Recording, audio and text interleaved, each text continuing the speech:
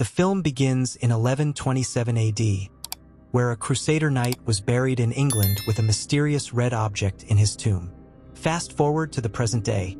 During the construction of a new subway system, workers discover an underground cemetery filled with the tombs of Crusader knights, some even submerged in the Thames. Experts suggest that these are the knights who attacked Egypt before returning to England. Dr. Henry Jekyll takes charge of the operation, revealing that this archaeological discovery holds the secret he has long sought: the mystery of Princess Amenet. Amenet, the daughter of the pharaoh in ancient Egypt, was beautiful, fierce, and ruthless.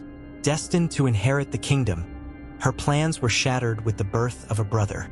Feeling betrayed, she made a pact with Set, the god of death, to gain power and take revenge on her family. In exchange, she would help bring Set into the world in the body of a mortal. Before she could fulfill her part of the bargain, she was captured by Egyptian priests and mummified alive for her sins, and buried far from Egypt. In present-day Iraq, U.S. Army Sergeant Nick Morton and Corporal Chris Vale explore the possible burial site of Amenet at the request of Dr. Jekyll. The mission is unofficial and the site is swarming with insurgents, leaving Chris hesitant, but Nick convinces him to proceed. After an airstrike to disperse the enemy, they discover Amenet's tomb. Archaeologist Jenny Halsey arrives at the site, confronts Nick for stealing her map, and, intrigued by the presence of an Egyptian tomb in Persian lands, decides to investigate.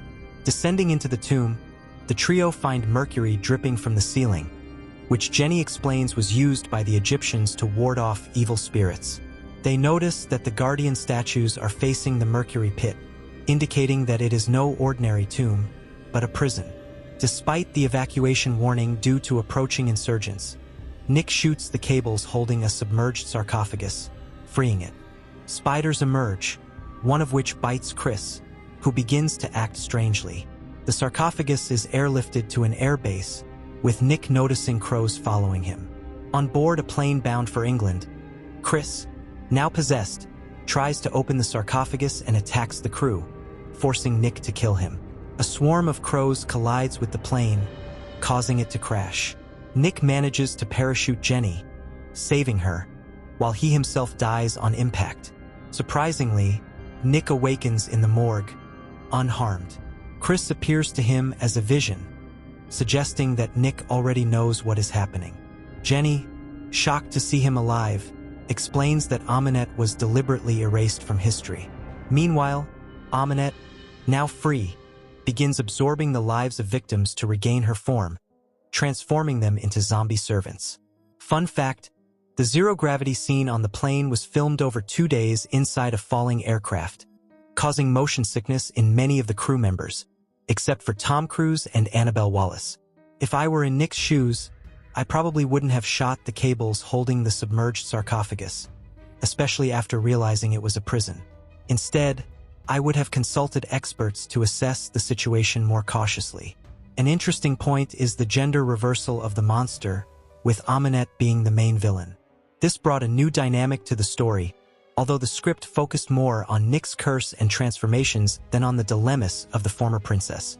According to experts, the jewel was separated from the dagger and stolen by crusaders who, as good hiders of dangerous things, buried it with one of their knights. Jenny, with more theories than a conspiracy theorist, believes that the recent discovery of Crusader tombs may bring this gem to light. But she has an even more frightening revelation. Someone may have awakened a divine force.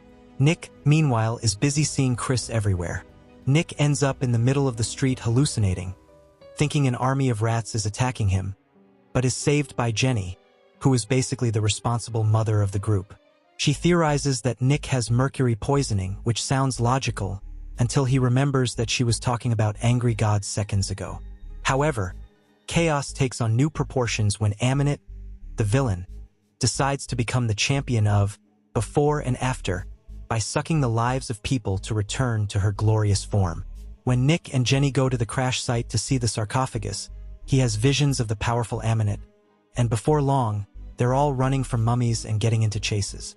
The action shifts to the base of the Prodigium, a secret society led by Dr. Henry Jekyll, who administers a self-control serum to keep his inner Mr. Hyde in check. The revelation that Jenny works for this gang leaves Nick furious. Aminet is trapped, but her gossip suggests that Prodigium has a bizarre plan to let Set possess Nick and, perhaps, solve everything with a punch. As expected, nothing works. Aminet escapes, Hyde transforms, and Nick basically wins the award for Worst Day Ever. In the climax, Aminet summons a sandstorm to transform London into the setting of a disaster movie. Jenny dies in a dramatic underwater sequence, and Nick decides the only solution is to stab himself with the dagger. Set takes control, but Nick, driven by the power of love, or maybe just stubbornness, regains his humanity. He sucks the life out of Aminet and brings Jenny back, but realizes that he is now a supernatural aberration. With that, he disappears into the night, leaving Jenny alive, confused and with more questions than answers. During filming, Tom Cruise made sure to do most of his own stunts because, of course, his insurance must be the size of the film's budget. Before you leave, don't forget to check out this video that's on the screen. It's simply fantastic. See you there. And I gotta tell you, it was perfect. Perfect.